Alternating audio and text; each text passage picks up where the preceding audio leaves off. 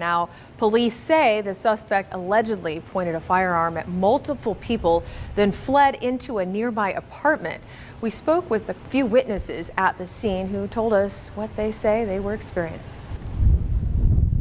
And I said, oh my God, I said, he's got a gun. And so everybody turns around and they look and they're like, oh my God, and so some of the guys started approaching him like, what are you doing? And he says, you guys better start running now. Police identified the suspect as 27-year-old Blue Jansma. Officials say Jansma was arrested for 6 counts of alleged assault with a deadly weapon. NAACP Public Relations Chair.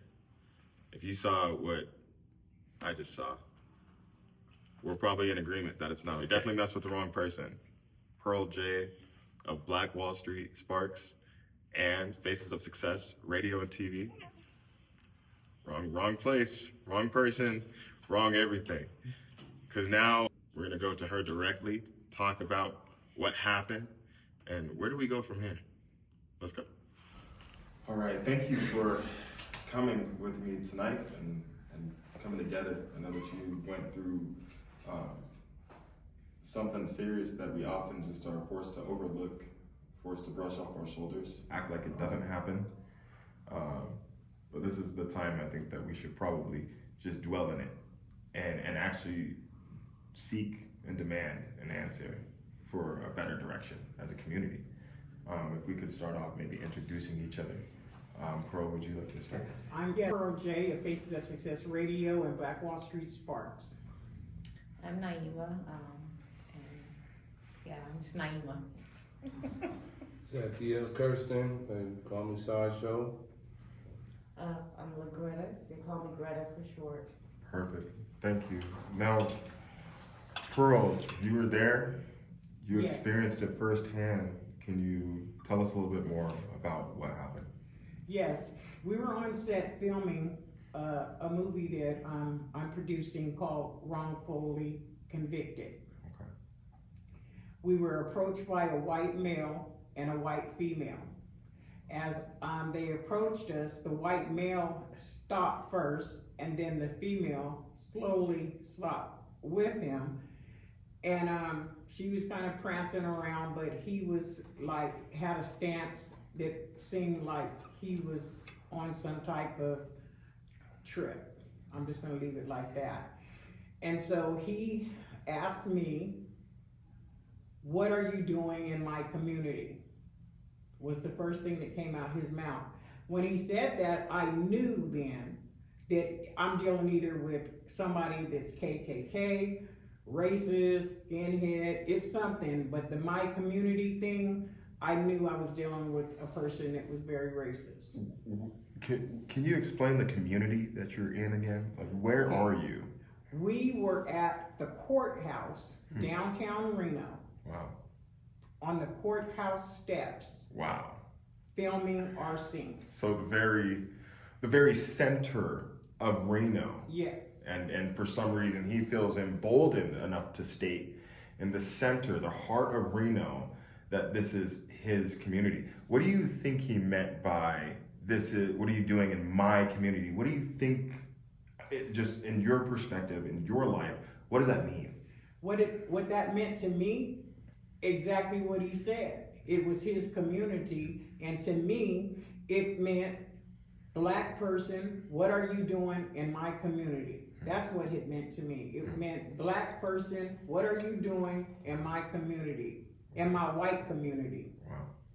That's what it meant to me. Thank you. Thank you for clarifying that. And you're heading down more important stuff, so please continue. Okay, and so moving along, so he's like, after that little conversation we had about his community, he went on to ask, why are we protesting? And I said, this is not a protest. I said, this is just part of the movie. And I did it with a big smile, hoping that it would bring him down a couple of notches, because I can tell that his stance, was aggressive. And so he said, what's the name of the movie? And I said, Wrongfully Convicted. He said, what's it about? I said, justice. He said, I am justice. I said, well, okay. And I left it just like that. And he goes, but I want to know more about your movie. I said, well, I can't tell you more because we're under disclosure agreements, our whole crew. I said, and you're not part of the crew, so I can't disclose that to you. So he went on to say to me, but you're in my community. Then Jonathan walked up and said, hey, this is our community too, man, you know, and we're not doing anything, we're not bothering nobody, we out here minding our own business, our permits and everything are in place, just can you mind your business and let us move on. Then Zach said, yeah, and you're interrupting us, and we're trying to finish the movie, can you please just go on and let us finish our movie? And so he said, I'll be right back. And so I heard Naima say, okay, and somebody else go, okay, you're gonna be back or something to that, you know, at this time, I'm just thinking he's just leaving. So we continue doing what we're doing, filming for the movie Wrongly Convicted. And then all of a sudden, I look up and I see him back with a gun pointed at all of us. When you say pointed at all, can you enact that? And how are you holding this gun? He walked up and he had the gun pointed at all of us. Wow, okay. And when I said he's back, and then Greta turned around and said he's back, and I think we both kind of said at the same time he's got a gun, everybody turned around at that time and was like, whoa, you know what I'm saying? And when they seen what type of automatic weapon they had, everybody kind of like lost it, and he was like, run now. And so I turned around with my cell phone, Zach turned around with his cell phone first, I turned around with mine, and then I had one phone recording it and I had the other phone dialing 911, and I said, sir, are you really about to kill us? And I screamed that out. And Naima, she's screaming, you need to go to jail, you're going to, and she just like lost it, you know, and I understand because everybody was scared for their life at that moment. Okay, and so when I said that, he said, run now again. And my heart is going boom, boom, boom, boom, boom, boom. And literally, I mean, it felt like my heart just had busted, because when I started running, I watched a lot of like slave movies and stuff, and back in the day, they used to do slaves like that. They used to tell them, you know, to run. When the white man said run, they would run, and then they'd shoot them in their backs. So when I was running, I just kept waiting to feel the bullets hit me in my back. I just kept going, it's gonna get, you know, is this, you know, and I'm just waiting, trying to brace myself to get shot in the back. But at the same time, while I'm running, I didn't know Zach went into like serious defense mode for everybody. And so that's what happened. Then when you say Zach went into serious defense mode, what do you mean by that? Okay, he went in defense mode. I want him to tell in his own words what his defense mode is. I'm gonna let him, because that's his part of his story. Okay. But I can tell you that when the 911 call came, it took 20 minutes for the police department to get there. Wow. With this man with the gun. Wow. I didn't find out until the SWAT team, Reno PD, and all these different law enforcement agencies. They had snipers all over the roof and everything. Okay, it was a 4-hour standoff before he turned himself in. I know, had it been a black man that was reported downtown Reno at the courthouse with an assault rifle pointed at some Caucasian people, they would have killed that man. He wouldn't have been able to get out of there like that, you know what I mean, immediately. But Can you elaborate? Can you explain to me why you feel that way? Why do you feel like if it was a black man, that man would have been killed? Can you explain to me why you feel that way? Because of the racial profiling that we've experienced and endured as people of color all of our life, that a person that don't look like you and me would not be able to relate to and understand. They can't even comprehend. They wouldn't understand one day what it feels like to be black. You know what I mean? They don't understand that when the police approach them, you automatically guilty before you even... But these things happen throughout the entire country. You feel that way here in Reno, Nevada? like that it's like that here possibly? I know that it's like that here in Reno, Nevada. Okay. I don't think it, I know that it is. I've gotten phone calls in the middle of the night, okay, telling me that I better leave my home and to get out of my house and stuff like that. And I've called the police department about it. They said that it was a freedom of speech, is what I was told when that happened to me. And I said, no, a freedom of speech is when somebody's standing out on the street corner with a bullhorn saying what they want to say. But when you calling my phone at 3 o'clock in the morning telling me I need to get out of my house, that's a whole nother story. Then the incident that happened up in Virginia City, I'm not sure if you guys are familiar with that. There's a lot of stuff that is happening here in Reno, but Reno doesn't wear it on their sleeve. Thank you. You're welcome. Thank you. I really appreciate your words, and I think we'll move on and get your version of the encounter. Well, I was there at that day, on that particular day, just helping with the protest, and we were just doing the protesting, and we're minding our business at the time. We're in a whole different area than she was, because we're at the time doing our protesting, because we're doing filming, and I hear commotion in the background. And I hear them talking, and I noticed that Miss Pearl was getting kind of like uptight, so I kind of figured that situation was getting out of hand. So I just stayed in my area, and I see it. I don't even say anything or do anything at the time. So I see the other gentleman, he goes over there and he talks to the man and telling him was pretty much like, you can, because he wasn't listening to Miss Pearl. Anything that Miss Pearl was saying, it was just like, he kept asking question after question after question. So when the gentleman approached him, it kind of like made him move on. So when they exchange words, he moves on.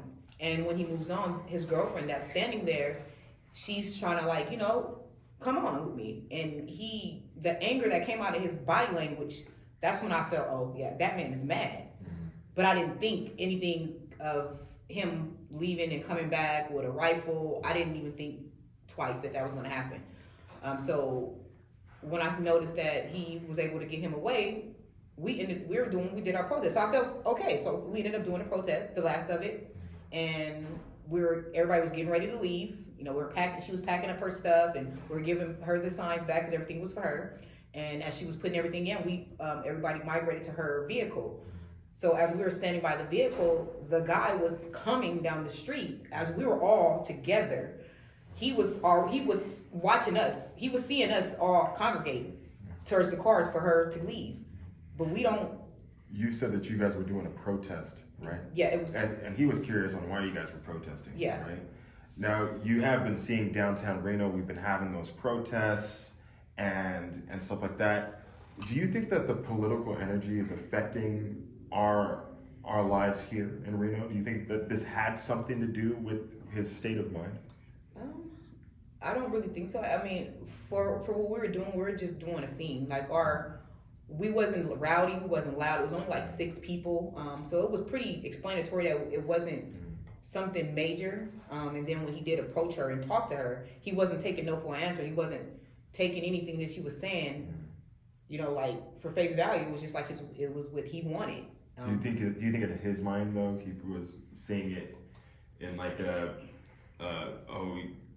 you're going against maybe my party or I believe that he was being like, he was pretty much playing that he wants answers. We owe him some type of answers, and he wasn't getting that.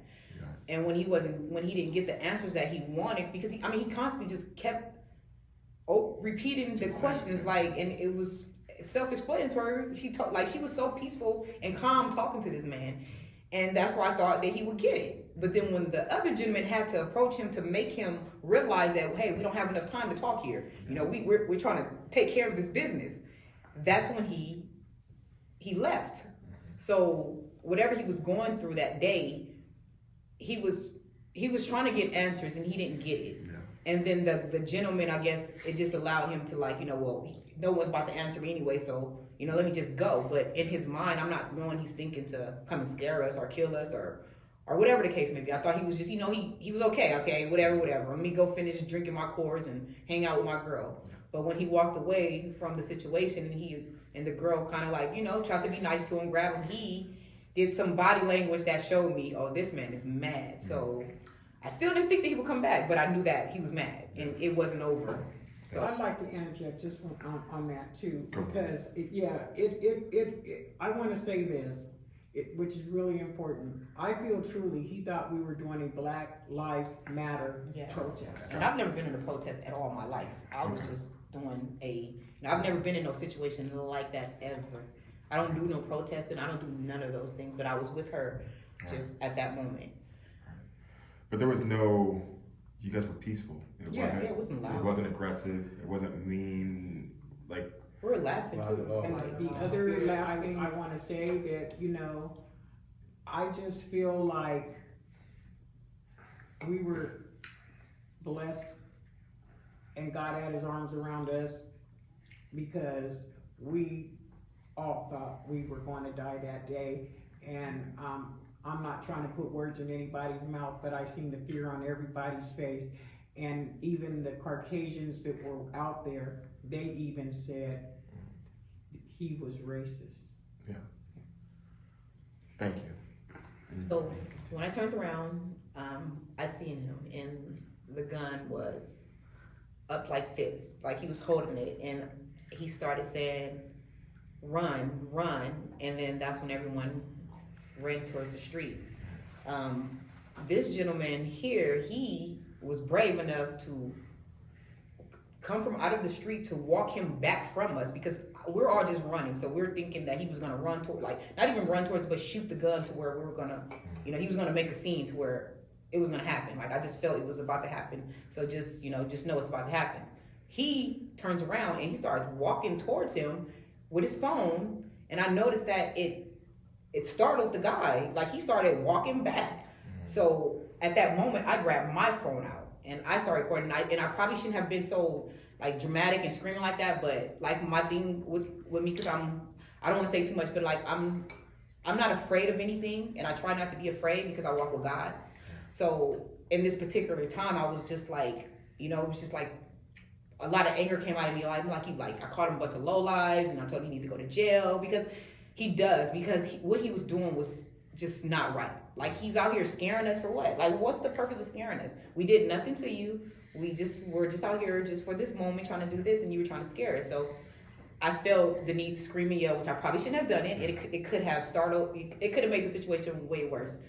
I find it interesting because you're in a position to where there's a man pointing a gun at you, and you're in a very hostile situation, but you're still defending yourself on how you're reacting to the situation. Why do you feel like you need to do that? Well, because I know it could have escalated. Yeah. And that's something that I didn't want at all. But it could have, with all the yelling and screaming. So that's why, and him being in front of the gun. Yeah.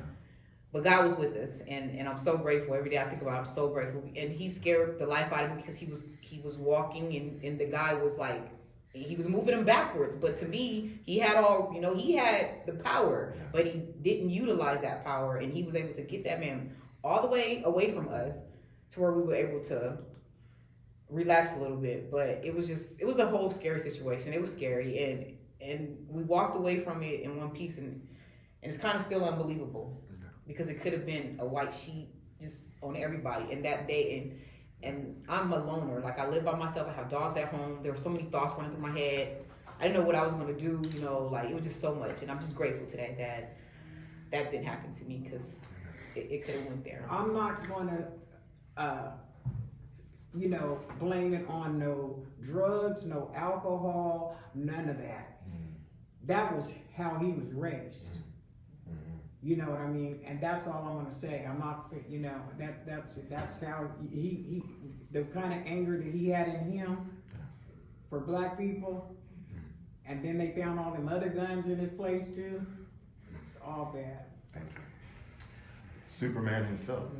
Hey, I appreciate that. I just personally, I was reacting in a defense mode. I had my, I just know it's a lot of important people around me. After the initial interaction with Miss Pearl at the beginning, after he walked off, You know, a little bit of time that went by. We weren't even thinking about this man any longer. And he was coming downhill from the top of the hill, because we were on a incline, you know. So we were at the bottom, and he would be coming from the top, from the corner of like Court and Sierra, or whatever that is right there. And we are in front of the steps right there.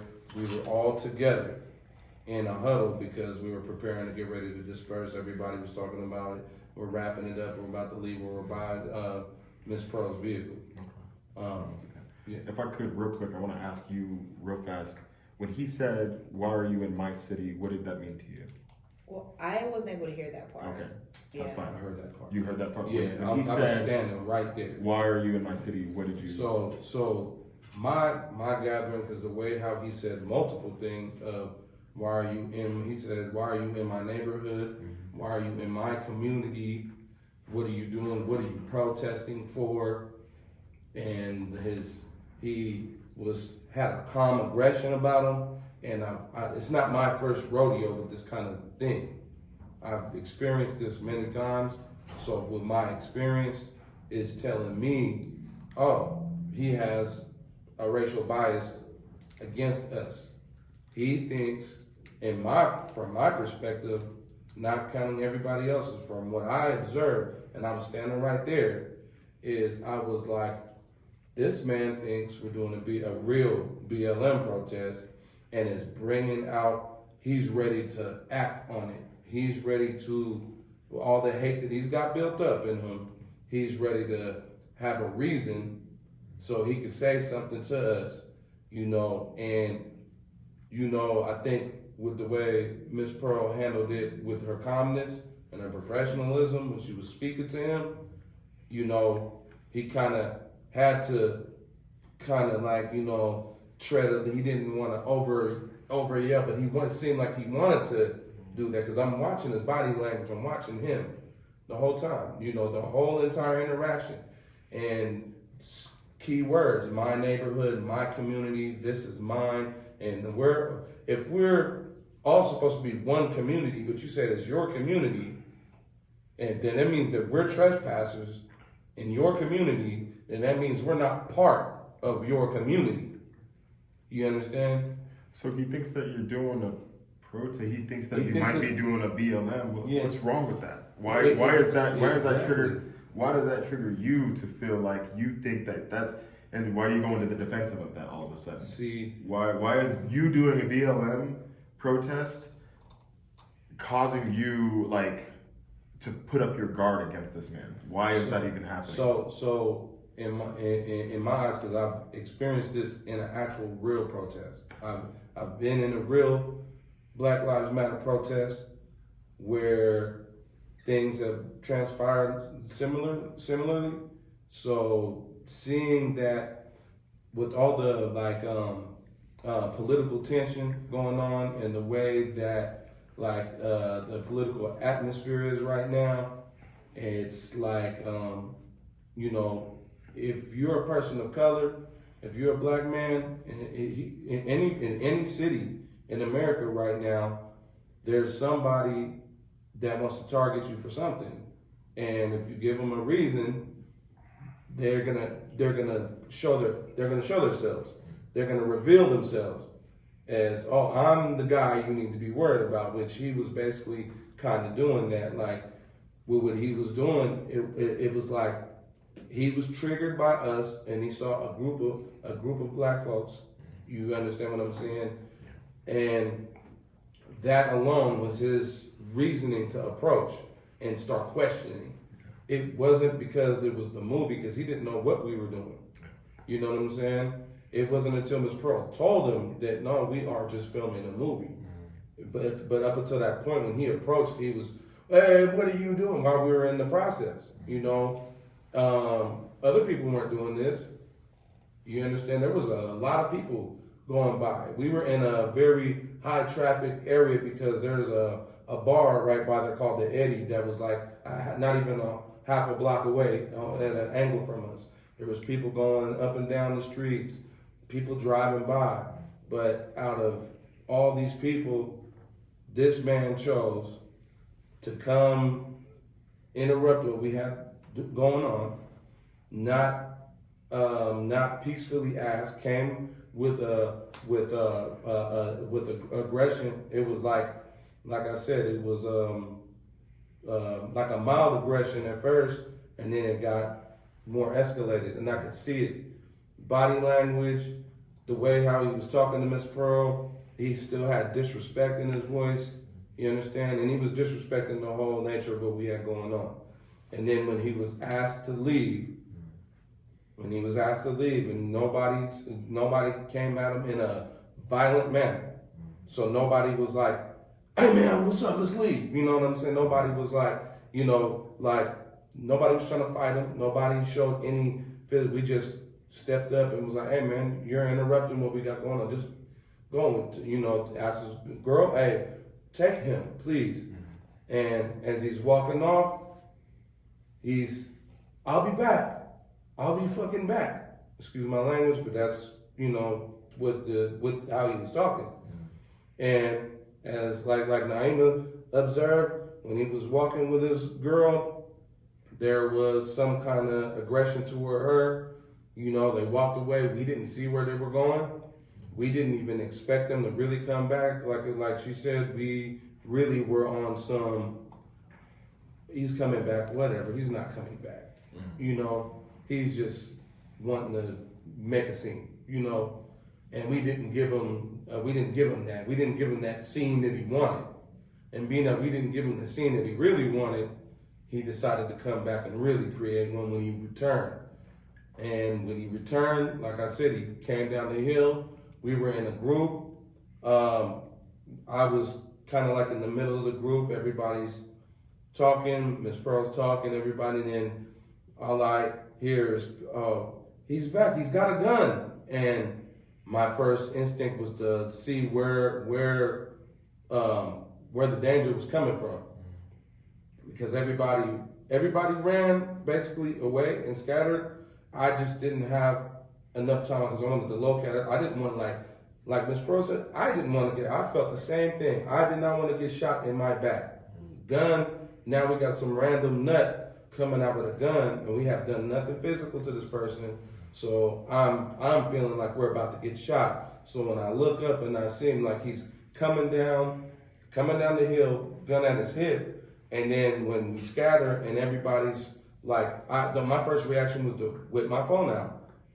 I don't know how I did it so fast, but I looked and was like, and I pulled it out real fast and I unlocked it and hit record. But when he saw that, and then everybody else was thinking the same thing, like, let's get ours, he froze up. He put the gun on his shoulder, because where my footage starts is right when I start recording. When I hit recording, I step forward. But I also wanted to deter him from the group.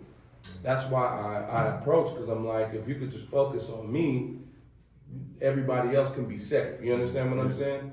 So I continued, which in my eyes, it might not have been the smartest idea, but I felt like I was gonna die anyway. That's exactly how I felt. Like, well, if I'm gonna die right here, let me be some kind of like distraction for everybody else, and let me hit record and have his face, because I was close enough to where you can see all the details and see who he is. And if you're gonna shoot me, you people are gonna know the real truth of what's going on. And I think he thought about that too. Like, now I can't carry out how I want to carry out. Now he's thinking about it, and I'm walking toward him. So now I'm probably making him nervous, because he's probably thinking, well, maybe he's gonna run and try to tackle me and get the gun. But I knew better than to do that, because I'm like, that'll give them a reason to still shoot me, and then they can say it was justified. So I kept a certain distance, and in my footage, you could see me walking, and I'm talking, and I'm saying, hey, you brought a gun out here? And in my footage, he clearly says, go back to where y'all came from, which that is a racist term. Like, go back to Africa, basically. Go back to where y'all came from, because it couldn't be the community that we live in.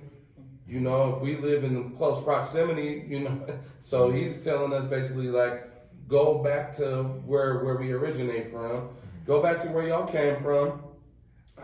I'm telling them, I'm like, bro, you brought a gun out here. We're just filming a movie.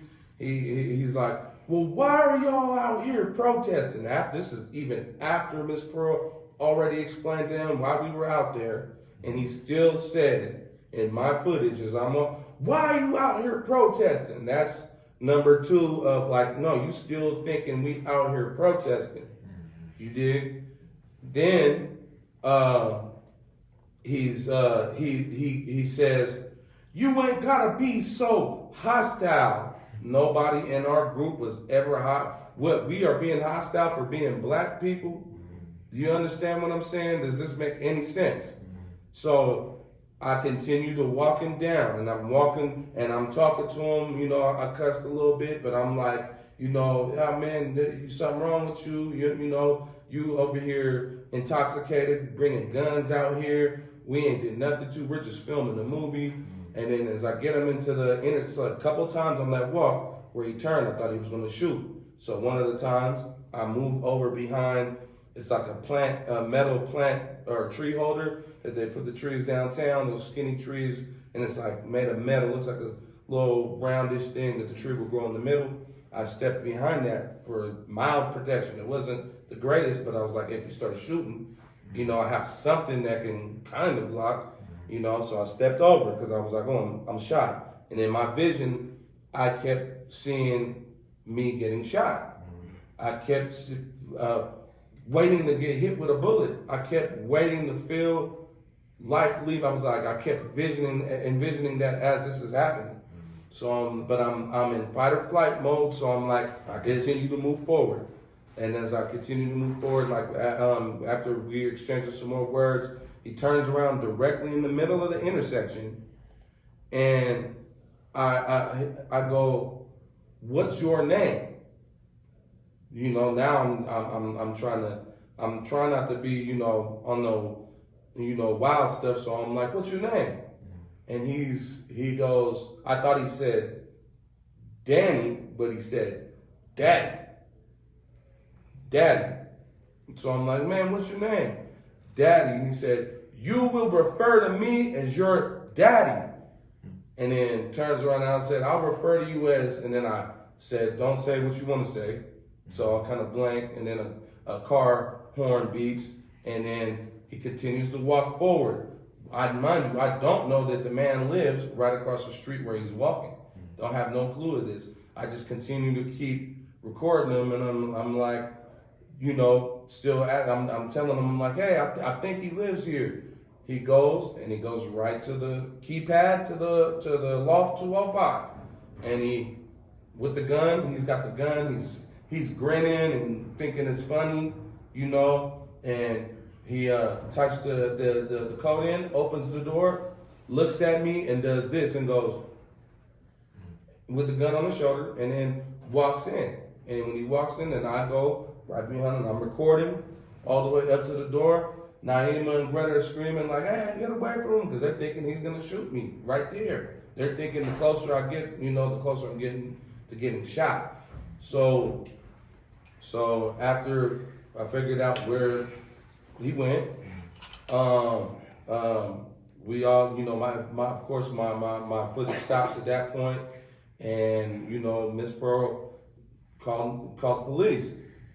She probably was calling them maybe a little bit before I even got to the door, you know, but like she said, it took a long time for the police to get there, you know, and then when they came, the first couple cops that came, you know, they were asking us questions and stuff, and I'm like, look, man, I got this on video.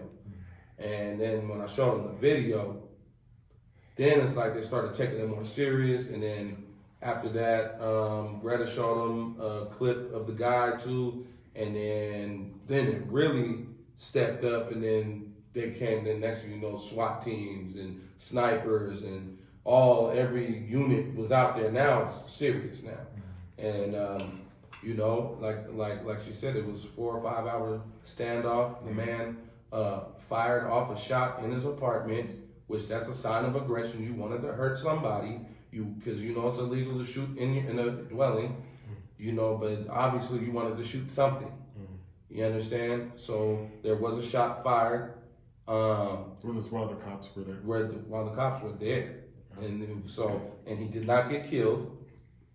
That's usually first, like when people do this is during the negotiation process, when they were negotiating with him, you know. And then from what directly from what the officer told me, directly was when they upon going in there after all the him firing the shot and them going up in there, they discovered more guns. You know, and I was like, well, you guys need to check his computer to see what kind of hate groups and what kind of groups he's a part of. Or is this just political? You know, what could this really be?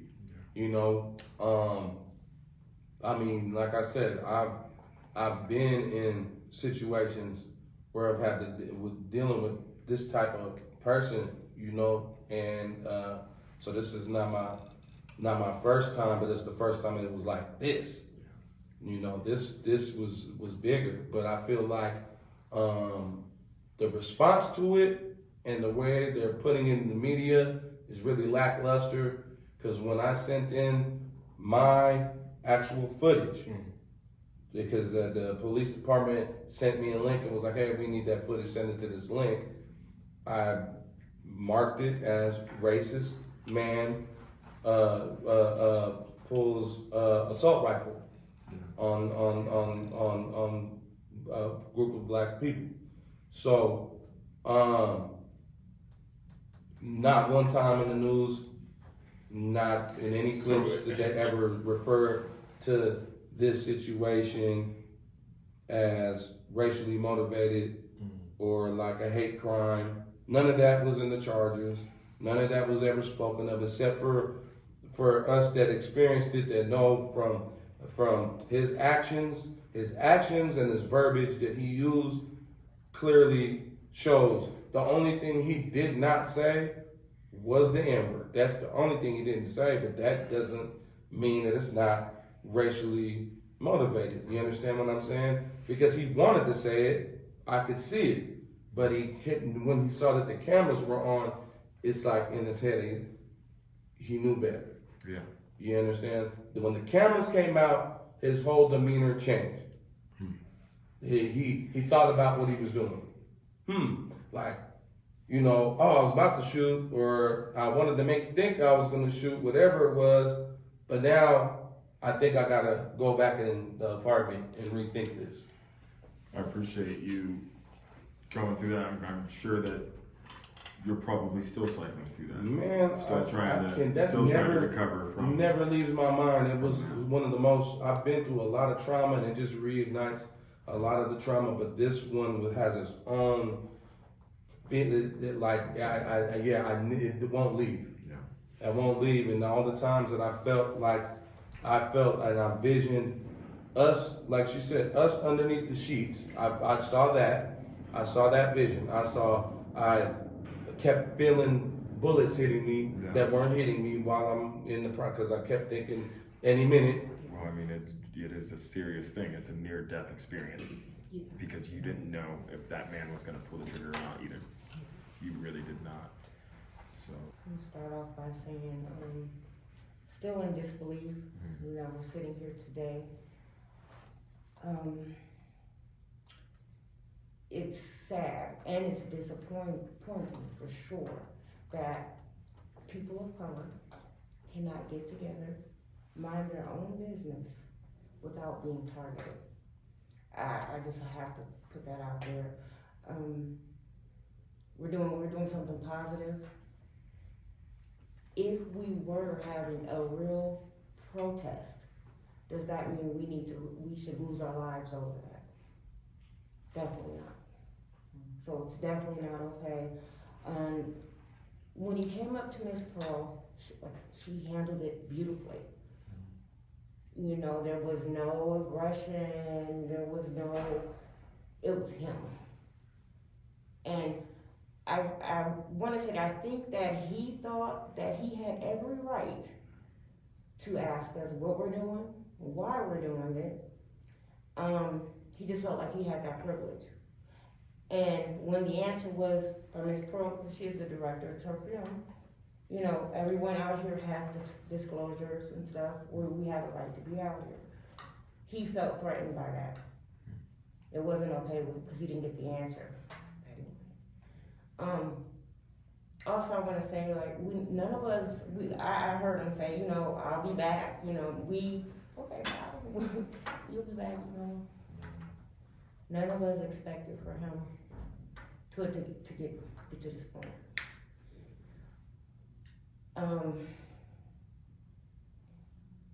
I can't say it's all of us were traumatized. I've been having that PTSD from it. Definitely knowing that he's out doesn't sit right. That He's out? He got out he's out. Really? Yeah, he's out. He's out on an aggravated assault with a deadly weapon? So, I just know he's out on bail. I don't know the specifics, but I do know that he's out. Fear, for sure. This is my husband, Superman over here, is my husband. So, when he was walking towards the guy, me and Naima were both like, you know, Richard's like, what are you doing? I'm like, he's crazy. Like, you can obviously see this dude is crazy. Like, my heart's beating. Me and Naima are calling for him to come back, you know, like, all of our, I just went through my head, like, we're all gonna be, something's gonna happen, you know. And like I said, the heartbeat and just disbelief, it was a lot. It was a lot. Very emotional. It was very, very emotional, and I keep feeling like everyone has said the same thing. Seeing the white sheets, blood all over it, it could have been us. The police came in, 20 minutes? When they were literally the next block over. Yeah. We could have all been gone. And this is not everybody that was there. There's another 5 people that was there that day. And the other 5 people that was there, 3 of them were white. And they specifically told the police also that they were racially targeted. Now, when your own race sees that you are being racial towards a group of people, that's pretty much shows it, you know. Oh, thank you. And again, I do apologize that we even have to sit here, right? But this is where places like the NAACP, places like Black Wall Street, places like Sparks and Reno, we all need to be coming together at this point. I asked you a lot of hard questions, and I want to really showcase what a black man and a black woman have to go through here. I asked you some pretty interesting questions, and I want to go a little bit further on this. And this is going to be a group discussion now. Now, let's just say that it was a Black Lives Matter. Let's say it was. There's an elephant in the room here. Let's say it was a Black Lives Matter protest. Do you believe, and I'm talking brother, sisters of Reno, Nevada, our community, do you believe that a white life does not matter? A white life matter. Every life matters. Yeah, I think. Every life matters. Every life matters. Do you believe that by standing up for your race, you are talking down another race? No, Not never. protecting Because I'll tell you right now, We just been through a lot. Well, we like I know collectively everybody here probably has multiple experiences that were race related that are pretty serious. Because I know I have. So we've been talking about the protesting, we've been talking about maybe political charge happening. Do you believe that when it comes to black justice, when it comes to people of color receiving equality and justice, that this is a matter that needs to be inside of the political system where there's a side that supports us and a side that does not? Do you think that this is maybe something that all sides should be focusing on? And this is Reno. You live here? Yes. You live here? You live here? Yes, I do. You live here? Jai, you live here? Yes. I live here. When it comes to equality, it's not a game. This isn't a game. We're not here to pick a side of a political party. We're not here to elect a sheriff that wants to support a protest. We're here because people have to wake up in the morning, go and just try to do the best thing they can, and then possibly get shot, possibly die. It is as serious as it sounds. And I think that us as a community, we need to come together. But not only do we need to come together, we need to be asking our sheriffs, asking our governors, asking our mayors, our district attorneys, our chiefs to step in this gap. There is a gap inside of our community that must be filled, because while we are represented by a very small percentage of legislative workers, police officers that are of our color, we are still in your community. We still need to be heard. We still need to be respected. We still need to be valued, and know that when we call the police, they are coming and don't look at us like a nuisance. When we walk down the street, we need to know that if somebody is racist, they're not going to have the boldness to go and get a gun and think that it's okay. We need actual change. We need real movement. And I think that this is actually just the beginning. This is the beginning of a journey. And I thank you for being so bold and so courageous to come before everyone and say your story. We appreciate that. Because a lot of people stay silent. Every testimony is so impactful, and I know it relates to somebody sitting at home, somebody that's gone through something that they can relate to. And I'm just asking that you stay strong, keep fighting, and let's go ahead and start this journey of making some change in our community. Well, I'm with you 100%, and so I'm ready to sit down at this table and see what we can start bringing together to make some things happen.